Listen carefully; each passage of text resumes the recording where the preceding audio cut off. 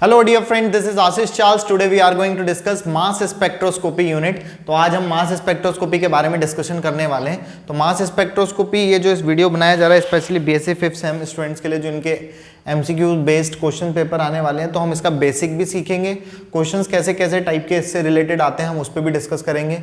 BSc third year में भी है मास स्पेक्ट्रोस्कोपी और एमएससी वगैरह का टॉपिक होता है, वहाँ पर भी आप इसको देखेंगे और आगे भी नेट लेवल पे भी क्वेश्चंस आते रहते हैं, तो उस पर हम डिस्कस करते हैं।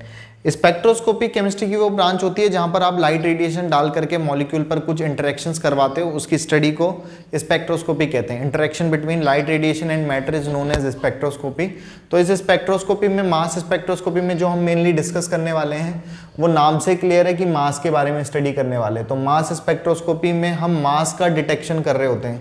तो इसका ये क्वेश्चन यहाँ से भी बन सकता है एक, इसका एप्लीकेशन या स्कोप या इसका यूज़ क्या क्या होता है। सबसे पहला मॉलिक्यूलर वेट डिटर्मिनेशन। इसका मेन जो काम है वो मास स्पेक्ट्रोस्कोपी का किसी भी मॉलिक्यूल के या किसी भी कॉम्प्लेक्स का मास का डिटर्मिनेशन करना है। किसी भी छोटे से छोटे पार्टिकल, एटम, आयन, मॉलिक्यूल का भी क्या करना है, मास का डिटेक्शन करना होता है, मास को मेजरमेंट करना होता है। तो मास स्पेक्ट्रोस्कोपी में हम मेनली मॉलिक्यूलर वेट डिटर्मिनेशन करते हैं। दूसरा है मॉलिक्यूलर स्ट्रक्चर का डिटर्मिनेशन, मॉलिक्यूल का स्ट्रक्चर कैसा है उसको करते हैं। फ्रेगमेंटेशंस वाला प्रोसेस करते हैं। फ्रेगमेंट मतलब कोई मॉलिक्यूल, बड़ा मॉलिक्यूल है, आपने उसे इलेक्ट्रॉन की बम्बार्डिंग कराते हैं, आप रेडिएशन प्रोवाइड करते हैं और वो टूट करके जब टूटता है तो आपके पास जब वो ब्रेक होता है तो वो फ्रेगमेंट्स में टूट जाता है। कैसे होता है, क्या होता है, कैसे सिग्नल्स मिलते हैं, वो हम आगे भी डिस्कस करने वाले हैं। एलिमेंटल स्कोप डिटर्मिनेशन, एलिमेंट की फॉर्मेट में ब्रेक कर करके हम उसका डिटर्मिनेशन कर पाते हैं। डिटर्मिनेशन ऑफ मॉलिक्यूलर फॉर्मूला, किसी भी मॉलिक्यूल का मॉलिक्यूलर फॉर्मूला या मोलर फॉर्मूला भी हम इस इस स्पेक्ट्रोस्कोपी के बेसिस पर हम कर पाते हैं। तो आप ये ध्यान रखेंगे एप्लीकेशन या स्कोप क्या क्या है। मास स्पेक्ट्रोस्कोपी का मेन उद्देश्य हम समझाने की कोशिश करते हैं आपको, तो आओ सीखें।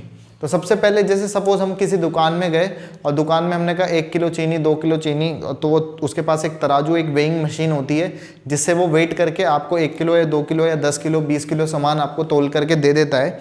जब वो आपको वेट करके दे देता है, लेकिन अगर सपोज हम लेबोरेटरी में देखें तो लेबोरेटरी में हमें 0.0000005 ग्राम, 0.00001 ग्राम इस तरीके भी केमिकल को भी क्या करना पड़ता है, कई बार हमें उसका मास को भी कैलकुलेट करना पड़ जाता है। जैसे आप देख पाते होंगे कि इलेक्ट्रॉन का मास जो होता है वो 9.1 इंटू 10⁻³ किलोग्राम होता है।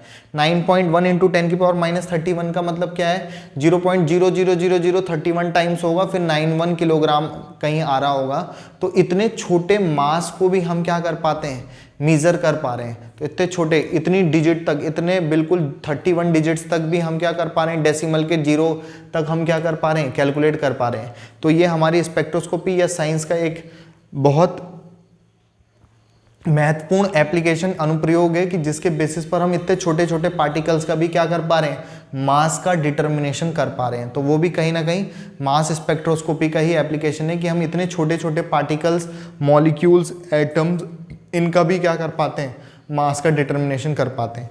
जो इंस्ट्रूमेंट जितना सिग्निफिकेंट, लास्ट तक 0.0000 ऐसी डिजिट्स तक कैलकुलेशन या रिजल्ट दे पाता है, उस इंस्ट्रूमेंट का जो प्राइस है वो और ज़्यादा महंगा होता चला जाता है। लाखों करोड़ों में इंस्ट्रूमेंट आते हैं।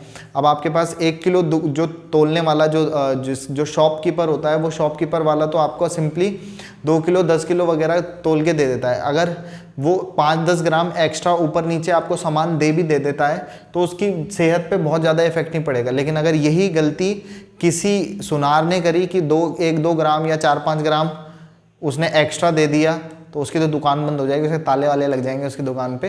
तो इस मास स्पेक्ट्रोस्कोपी में हम बेसिकली हम छोटे छोटे पार्टिकल्स को वेल तरीके से क्या कर पाते हैं, मेजर कर पाते हैं, उनके मास का डिटर्मिनेशन कर पाते हैं। तो हमारा मेन उद्देश्य इसमें जो होता है वो किसी के मॉलिक्यूल का मास निकालना होता है और उनके सिग्नल्स या स्पेक्ट्रम के बेसिस पर हम इस स्पेक्ट्रोस्कोपी के बारे में डिस्कशन कर पाते हैं। तो हम इसके इंस्ट्रूमेंटेशंस को समझने वाले हैं यहाँ पर कि इसका इंस्ट्रूमेंटेशन कैसे काम करता है या कैसे कैसे यहाँ पर ऑब्जर्वेशन होती है।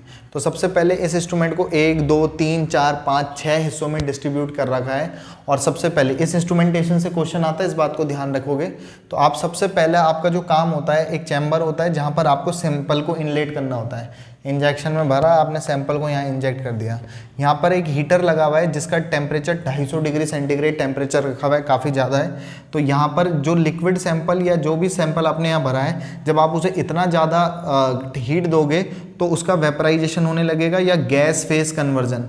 तो जो भी सैंपल आपने लिक्विड में भरा हुआ है यहाँ पर, वो गैस फेज में कन्वर्ट हो जाएगा। गैस फेज में कन्वर्ट होने के बाद इसमें जो आपका सैंपल है वो सैंपल ट्रांसफ़र होगा और आपके सेकंड चैम्बर या इंस्ट्रूमेंट के सेकंड वाले हिस्से पर जाता है, सेकंड कंपार्टमेंट में जाएगा जहाँ पर आयनाइजेशन या फ्रेगमेंटेशन होता है।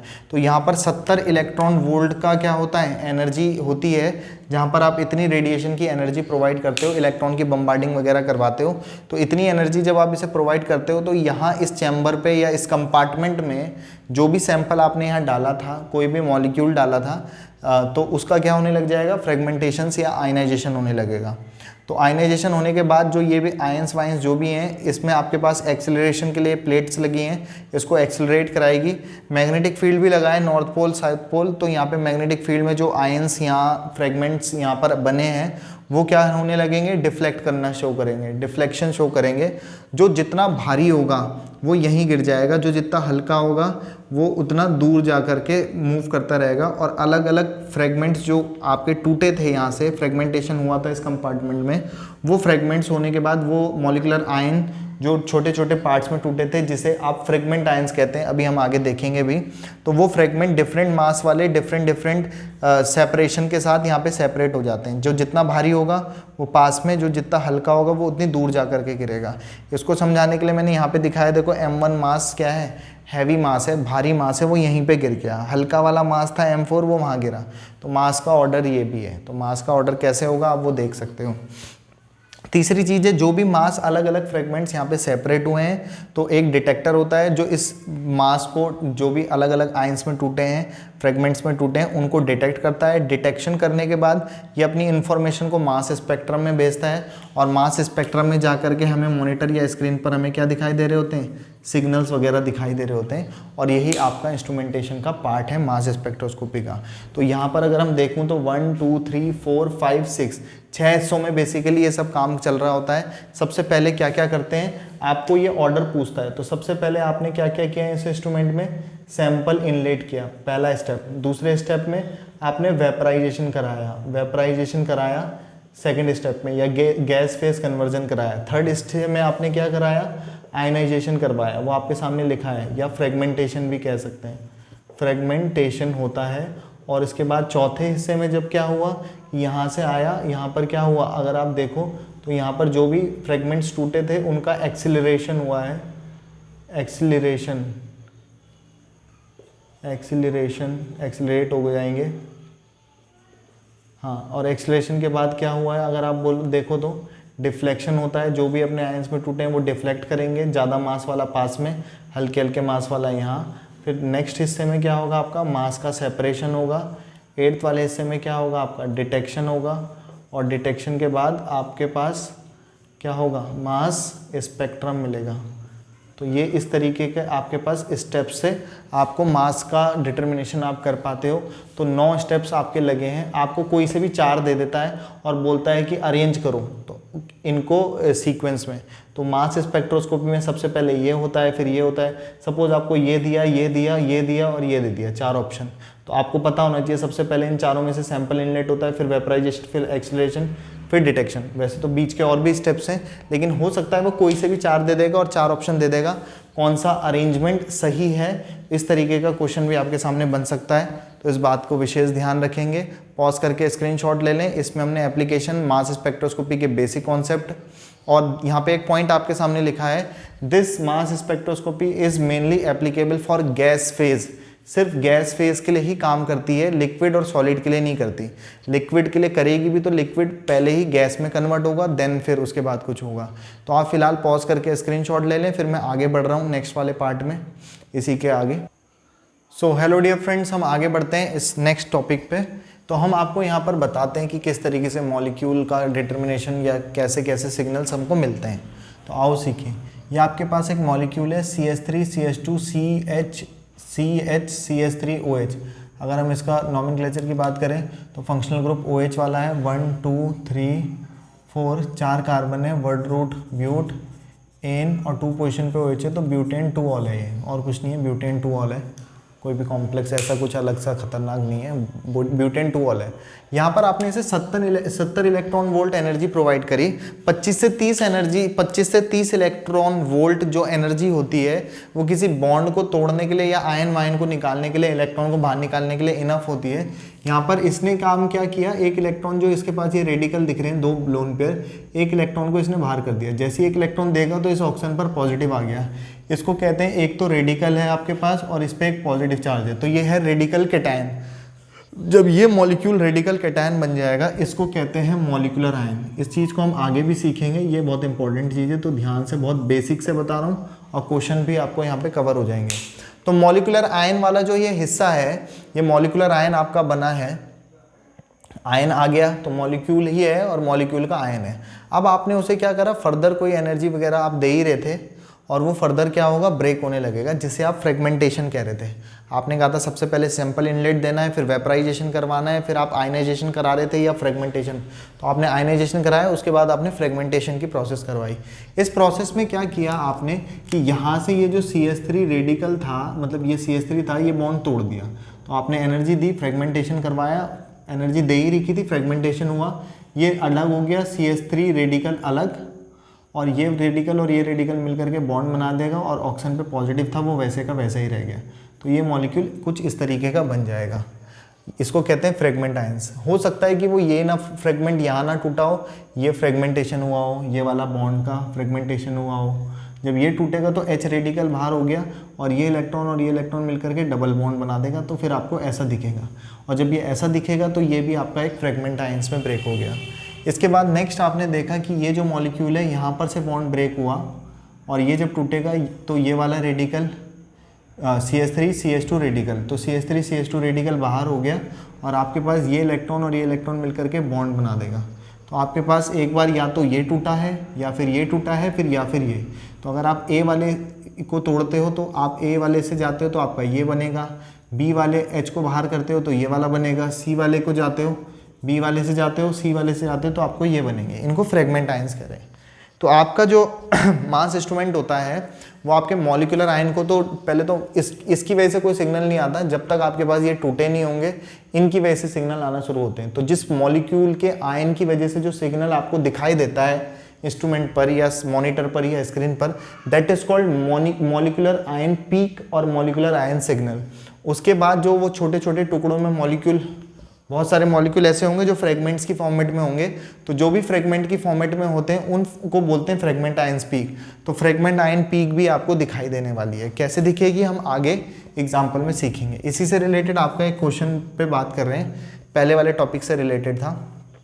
तो सबसे पहले तो आप दिमाग में बात बिठा दो, M/Z is inversely proportional to deflection, या फिर आप कह दो कि डिफ्लेक्शन जो है वो इन्वर्सली प्रोपोर्शनल है M/Z। M/Z एक्चुअली कुछ नहीं होता, ये मास ही है, बाकी और कुछ नहीं है। अभी हम बता देंगे कि कैसे निकालते हैं। मास बाई चार्ज रेशियो कहते हैं। चार्ज कितना है, मास कितना है, उसका जो भी रेशियो आता है उसे M/Z कहते हैं। अच्छा, आप खुद ही से सोचो कि अभी आप कह रहे थे कि इससे पहले वाले टॉपिक में मास का सेपरेशन हो रहा था। जो जितना भारी वाला था वो यहाँ पे रह जा रहा था, जितना हल्का था वो दूर जा रहा था। इसका मतलब जिसका मास ज़्यादा था वो कम डिफ्लेक्शन शो कर रहा था, जिसका मास ज़्यादा कम था वो ज़्यादा डिफ्लेक्शन, जिसका मास कम था वो ज़्यादा डिफ्लेक्शन शो कर रहा था। तो कम मास वाले का डिफ्लेक्शन ज़्यादा हो जाएगा, तो कम मास वाले का डिफ्लेक्शन ज़्यादा हो जाएगा। सबके लिए M/Z निकाल रहे हैं। आपके पास एक ये है, तो M/Z बात करें तो मास है 16, Z वैल्यू कुछ नहीं है तो यहाँ पे जीरो भी लिख सकते हो। वैसे कोई चार्ज ही नहीं है, Z का मतलब होता है चार्ज, चार्ज कुछ नहीं है तो जीरो ही समझ लो। चलो, आपके पास इसमें आपके पास मास कितना है, ये चार्ज कितना है 2, तो 16/2 जो कि आने वाला है 8।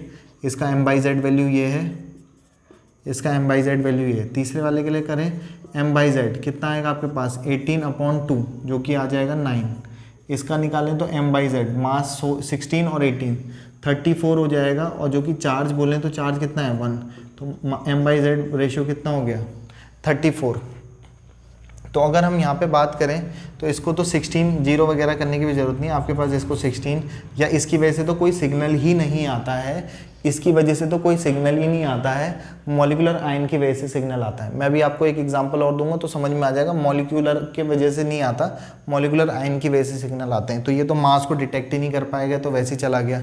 अब आप यहाँ पे देखो, इसका मास 8, इसका मास m/z रेशियो ये, तो m/z रेशियो सबसे ज़्यादा किसका है 34 इसका है। तो डिफ्लेक्शन सबसे कम किस में शो होगा, ऐसे ऑप्शंस दे देगा और बोलेगा सबसे कम डिफ्लेक्शन किस में, तो सबसे लेस डिफ्लेक्शन, क्योंकि m/z रेशियो इसका ज़्यादा है तो इस वाले में लेस डिफ्लेक्शन है, सबसे कम डिफ्लेक्शन है। और अगर हम इस वाले को देखें तो इसमें क्या है आपके पास सबसे कम मास है, और सबसे कम मास वाला क्या होता है ज़्यादा डिफ्लेक्शन शो करता है, तो मोर डिफ्लेक्शन, सबसे ज़्यादा डिफ्लेक्शन यही शो करने वाला है। और ये तो मास वाला डिटेक्ट ही नहीं कर पाएगा, क्योंकि z तो कुछ है ही नहीं, चार्ज कुछ नहीं है, तो कुछ नहीं है तो जीरो, ये इनफाइनाइट आ जाएगा, इनफाइनाइट का तो वैसे भी कोई मतलब नहीं है। और मास स्पेक्ट्रोस्कोपी में मॉलिक्यूल को नहीं करते, मॉलिक्यूलर आयन या फ्रेगमेंट आयंस को डिटेक्ट किया जाता है। तो इस बात को आप ध्यान रखोगे। तो यहाँ पर आपका एक क्वेश्चन भी हो गया इससे रिलेटेड, मॉलिक्यूलर आयन बनाना सीख गए, फ्रेगमेंट आयन बनाना सीख गए। इससे रिलेटेड हम आगे बात करते हैं, पॉज करके स्क्रीनशॉट ले लें। सो हेलो डियर फ्रेंड्स, इसके आगे वाले टॉपिक पे हम डिस्कस करते हैं कि आपके पास आपको सबसे ऊपर दिखा है मॉलिक्यूलर वेट। मॉलिक्यूलर वेट किसी मॉलिक्यूल, कोई मॉलिक्यूल है जिसका मॉलिक्यूलर वेट 250 ग्राम है, 250 ग्राम है। आपने ऐसे मॉलिक्यूल के 10,000 सैंपल इनलेट किए, मतलब 10,000 मॉलिक्यूल को इनलेट किया उस सबसे पहले चैम्बर पे जो हमने सबसे पहले बताया था मास इंस्ट्रूमेंट के। तो 10,000 सैंपल जब आप उसे इंजेक्ट करोगे तो उसमें से 9500 ही मॉलिक्यूल ऐसे हैं जो आयनाइज्ड हो रहे हैं, मतलब 500 मॉलिक्यूल जो हैं वो मॉलिक्यूलर फॉर्मेट में रहने वाले हैं। और जब 9500 मॉलिक्यूल जो हैं वो आयनाइज्ड हो जाएंगे तो उनको आप मॉलिक्यूलर आयंस कह सकते हो। क्या कह सकते हो आप, मॉलिक्यूल आयन में टूट गया, वही मॉलिक्यूल था और वही आयन में टूट गया, वो मॉलिक्यूलर आयन टाइप कह सकते हो आप। इसमें फिर आपने फर्दर फ्रेगमेंटेशंस करवाए, मतलब आपने उसे एनर्जी प्रोवाइड कर ही रहे थे, इलेक्ट्रॉन बम्बार्डिंग करवा ही रहे थे, और वो फर्दर छोटे छोटे टुकड़ों में टूट गए। तो सबसे पहला जो टूटा है उसका मास तो जैसे मॉलिक्यूल से मॉलिक्यूलर आयन होता है, आपको बताया था मॉलिक्यूल का भी मास वही था, मॉलिक्यूलर आयन जो इससे पहले एग्जाम्पल बताया था वही था, बस एक इलेक्ट्रॉन ही बाहर गया था, उससे मास पर इतना फर्क नहीं पड़ेगा। तो मॉलिक्यूल जो अभी मैंने ब्यूटेन 2 का एग्जांपल बनाया था इससे पहले, उसी का मॉलिक्यूलर आयन बनाया था, तो उसका मास भी कितना है 250। तो जो 250 मास वाला ही है उसकी इंटेंसिटी 3500 दे रखी है इसने क्वेश्चन में, यहाँ पे दे रखा है m/z 250 मास वाले जो हैं उनकी इंटेंसिटी 3500 है। 200 मास में वाले कुछ ऐसे थे, 9500 मॉलिक्यूल थे, तो उसमें से 3500 मॉलिक्यूल ऐसे हैं जिनका मास इतना है, 500 मॉलिक्यूल ऐसे हैं जिनका मास 200 है, 2500 मॉलिक्यूल ऐसे हैं जिनकी मास कितना है इतना है, 2000 मॉलिक्यूल ऐसे हैं जिनका ये है, और 1000 मॉलिक्यूल ऐसे हैं जिनका मास इतना है। टोटल कितने आयनाइज हो रहे थे जिनकी वजह से सिग्नल विग्नल मिलना है, वो 9500 थे। देखो 3500 और ये 500, 400, 5, 6, 6500, 7, 8, 8500, 9500, टोटल 9500 मॉलिक्यूल का ये पूरा डेटा दे रखा है, और उनके मास ये हैं, तो ये दे रखा है आपको। तो आपको रिलेटिव इंटेंसिटी और मास के बीच सिग्नल निकालना होता है, और सिग्नल बनाने होते हैं, स्पेक्ट्रम बनाने होते हैं, वही हमारा सबसे इंपॉर्टेंट, वही वहीं से एक आध क्वेश्चंस वहाँ से भी बनते हैं। तो आओ सीखें। तो सबसे पहले आप ये देखो कि इसकी इंटेंसिटी बाकी की इंटेंसिटी से ज़्यादा दे रही है, हो सकता है कि ये कभी कम भी दी गई हो। तो सपोज जिसकी इंटेंसिटी सबसे ज़्यादा आती है उस इंटेंसिटी को मैं सबसे पहले ही 100% मान लेते हैं। अब क्या करेंगे, जैसे ये वाली 500 इंटेंसिटी है, 500 डिवाइडेड बाय जो सबसे ज़्यादा आई है 3500 इंटू 100। अब आप इसका परसेंटेज कैलकुलेट करोगे, कितना आंसर आता है भी देखते हैं। 2500 इंटेंसिटी है डिवाइडेड बाय टोटल सबसे ज़्यादा वाली कितनी है 35 इंटू 100। 2000 इंटेंसिटी है divided by 35,000, sorry 3500 into 100। 1000 divided by 3500 into 100। जो भी ये इंटेंसिटी का रेशियो सॉल्व करके आने वाला है तो हम उसे देखते हैं, सॉल्व करके देखते हैं। 14.3 आ रहा है सबसे पहला वाला, 71.5, 14.3% आएगा सॉल्व करके, 71.5% आएगा। इसको सॉल्व करते हैं, 71.5, 57.2, 57.2% और 14 डिजिट 28 पॉइंट समथिंग इसका आंसर आएगा सॉल्व करके। 28.6 आ रहा है, ऑलमोस्ट इसका दुगना आ रखा है। तो अब आपको इससे रिलेटेड आपको ये डेटा आपके सामने मिल चुका है। चाहो तो आप इसे टेबल में बना के दिखाओ या बिना टेबल के बना के दिखाओ, वो आप पे डिपेंड करता है। हमें क्वेश्चंस लगाने हैं, वो कैसे लगाते हैं उसको देखने समझने की कोशिश करते हैं। ये आपके पास एक टेबल दे रखी है। अब आपका जो सिग्नल, जो आपको ग्राफ बनाना होता है मास स्पेक्ट्रोस्कोपी में, वो आप किस किस के बीच ग्राफ बनाते हैं उसे समझने सीखने की कोशिश करते हैं।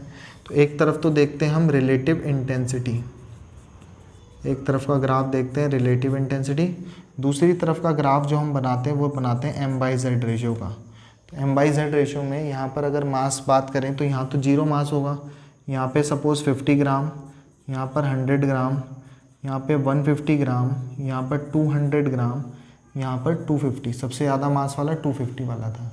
अब आप देखो 50 वाला जो है, सबसे पहले 3500 वाला जो 250 मॉलिक्यूल M/Z 250 था उसका 100% इंटेंसिटी है, तो इसकी इंटेंसिटी सबसे ज़्यादा बना देंगे, इसका सिग्नल सबसे बड़ा बना देंगे क्योंकि इसकी रिलेटिव इंटेंसिटी जो है वो 100% है। चिपका के बनाओ या थोड़ा सा ऐसे बना दो, वो आप पे डिपेंड करता है। सिंपल सी लाइन भी बना सकते हैं, ऐसे डार्क करने की ज़रूरत नहीं है। 200 मास वाले का जो इंटेंसिटी वो 14.3 है, तो 14.3 इतना छोटा सा दिखा दिया हमने। तीसरा है 71.5, तो 71.5 ऑलमोस्ट, ये 100 है तो 71 ऑलमोस्ट यहाँ पे बनेगा। 57 इससे कम आएगा, और ये 14 है तो इसका दुगना ऑलमोस्ट कितना हो जाएगा, 28.6 जो है वो 50 मास वाले का कितना है, 28.6। इस हिसाब से इसको देख करके, तो इसका मतलब आपको ये और ये डेटा पता होना चाहिए, उसके बेसिस पर ये निकाल देंगे। अब क्वेश्चन आता है, आपको ये सिग्नल दे देगा कई बार बना करके, या इस तरीके का क्वेश्चन बोलेगा, पहले आप यहाँ तक पहुँचोगे और उसके बाद आपसे पूछेगा, एक चीज़ पूछी जाती है बेस पीक, एक बेस पीक पूछी जाती है, दूसरी पूछी जाती है आपके पास molecular ion peak, molecular ion peak, और तीसरा फ्रेगमेंट पीक। तो जिसकी इंटेंसिटी सबसे ज़्यादा आती है उसको कहते हैं बेस पीक, उसको क्या कहते हैं, बेस पीक। और मॉलिक्यूलर आयन, तो मॉलिक्यूल का जो आयन था, जो जिसका मास शुरू में भी 250 था टोटल, और सबसे ज़्यादा मास वाला जो मॉलिक्यूलर आयन जो इस फॉर्मेट में था वो मॉलिक्यूलर आयन था। वो जो मॉलिक्यूलर आयन था जिसका मास इतना था 250, उसको मॉलिक्यूलर आयन, सबसे ज़्यादा मास वाले को मॉलिक्यूलर आयन कहते हैं। बाकी तो फ्रेगमेंट है क्योंकि वो तो छोटे छोटे टुकड़ों में टूट चुके हैं तो उनके मास कम है, तो ये मॉलिक्यूलर आयन का सिग्नल है। और बेस पीक किसे कह रहे हैं, जिसकी इंटेंसिटी सबसे ज़्यादा होगी। तो आपके पास इस वाले क्वेश्चन के लिए बेस पीक भी यही है और मॉलिक्यूलर आयन पीक भी यही है।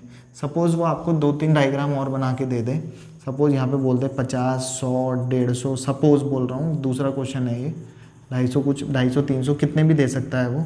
आपके पास सपोज़ इस तरीके का कोई एग्जांपल दे दिया, तो आपको पूछेगा ये सिग्नल है, बोलेगा मॉलिक्यूलर आयन पीक कौन सी है, नाम लिख लेगा इसके ऊपर ABCDEFG। तो ए वाला जो है, क्योंकि सबसे ज़्यादा मास इसका है तो वही मॉलिक्यूल का आयन रहा होगा, तो ये आपका मॉलिक्यूलर आयन पीक है। और सबसे ज़्यादा सिग्नल, सबसे हाई इंटेंसिटी का सिग्नल किसका है, जिसकी इंटेंसिटी सबसे ज़्यादा है। यहाँ तो मास देखते हैं, इधर रिलेटिव इंटेंसिटी देखते हैं, तो इसकी इंटेंसिटी सबसे ज़्यादा है, ये है आपके पास बेस पीक।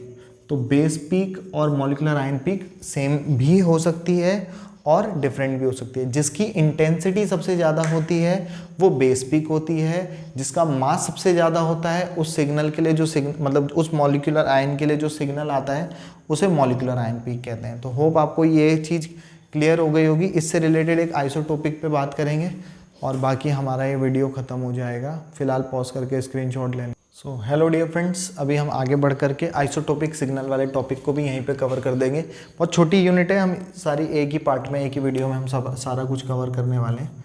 CH4 मॉलिक्यूल के लिए आपको इसका आइसोटोपिक सिग्नल वगैरह पे बात करने वाले हैं, करना चाह रहे हैं आप। तो यहाँ पर 70 इलेक्ट्रॉन वोल्ट की आपने एनर्जी प्रोवाइड करी, इसका बम्बार्डिंग कराया, यहाँ से आप 1 इलेक्ट्रॉन बाहर निकालोगे तो ये आपके पास कुछ ऐसा था। अगर मैं इसे खोल के आपको समझाऊँ तो आपके पास ये बिल्कुल कुछ ऐसा था, CH4, और यहाँ पे शेयर पेयर के दोनों इलेक्ट्रॉन ये हैं। तो यहाँ से जब 1 इलेक्ट्रॉन चला जाएगा तो ये आपका कुछ इस तरीके का बन जाएगा, CH3 और ये जो बॉन्ड था, एक इलेक्ट्रॉन ये और एक इलेक्ट्रॉन चला गया तो यहाँ पर पॉजिटिव। तो ये तो है मॉलिक्यूल। मॉलिक्यूल की वजह से सिग्नल नहीं आते। मॉलिक्यूल जब आयन बन जाता है इसको कहते हैं मॉलिक्यूलर आयन। तो ये मॉलिक्यूलर आयन है। तो मॉलिक्यूलर आयन अगर फिर टूटेगा तो फ्रेगमेंट आयन के सिग्नल्स आएगा। फिलहाल ये आपका मॉलिक्यूलर आयन है। ये एक मॉलिक्यूलर आयन है जिसकी वजह से सिग्नल वगैरह आपको मिल सकते हैं। तो अब आपके पास इफ़ मोलर मास की अगर मैं बात करूं तो इसका मोलर मास कितना आएगा, 12, 13, 14, 15, 16। तो इसका मोलर मास जो आएगा वो 16 ग्राम। और जो मॉलिक्यूलर आयन वाला जो होता है बेसिकली हम जिसका सबसे ज़्यादा मास होता है हम उसकी इंटेंसिटी को 100% मान लेते हैं। तो इसका मास जो है जितनी भी इंटेंसिटी आएगी वो 100% इंटेंसिटी हम मान लेंगे। अब बात आती है M+1 कंट्रीब्यूशन की। तो आपके पास आपको पता है कि कार्बन जो होता है वो आपका 100% होता है। C12 नेचुरल अबंडेंस उसकी 100% होती है। प्रकृति में पाई जाने की टेंडेंसी ऑलमोस्ट 100% होती है। C13 तो मास 12+1 M+1 कंट्रीब्यूशन शो करता है। C14 शो नहीं करता या वो इतना छोटा आता है कि वो ऑलमोस्ट नेग्लिजिबल होगा। तो इसका जो M+1 कंट्रीब्यूशन होता है वो 1.1% होता है। ये H1 M मास है, ये M+1 कंट्रीब्यूशन वाला है। तो जिसमें 0.0115 इसका कंट्रीब्यूशन होता है। तो अब आपके पास M मास जो 12 और 1 मास वाला है, 12 और 1 मास वाला CH4 में C12 और H1 मास वाला जो है उसकी इंटेंसिटी तो 100% हो गई। अब M+1 वाले कंट्रीब्यूशन के लिए कर रहे हैं।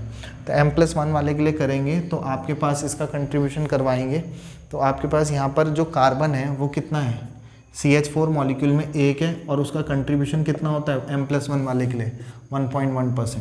प्लस हाइड्रोजन के कितने हैं टोटल, CH4 में 4 और कंट्रीब्यूशन कितना होता है 0.0115। तो सॉल्व करेंगे 1.1 प्लस 4 से मल्टीप्लाई कर लेंगे, इसे सॉल्व करेंगे तो 0.0460 है, जिसको हम ऐड करेंगे और सॉल्व करेंगे तो ये आपका 1.1460। इसका जो कंट्रीब्यूशन या परसेंटेज आ गया वो इतना आ गया। अब हम इसके सिग्नल बना करके आपको समझाने की कोशिश करते हैं। तो ये तो आया आपके पास M जिसकी इंटेंसिटी ऑलमोस्ट 100% आप मान रहे थे, तो वो तो आ गया CH4 के लिए। तो इसमें M+1 वाले का जो कंट्रीब्यूशन आया है, M+1 मतलब M से एक ज़्यादा मास वाला, तो मास इसका 100% मास वाले की इंटेंसिटी तो ये आ गई। कितना मास था ये, 16 मास वाले का इंटेंसिटी इतना आया। M+1 वाले का कितना इंटेंसिटी आ रहा है 1.1।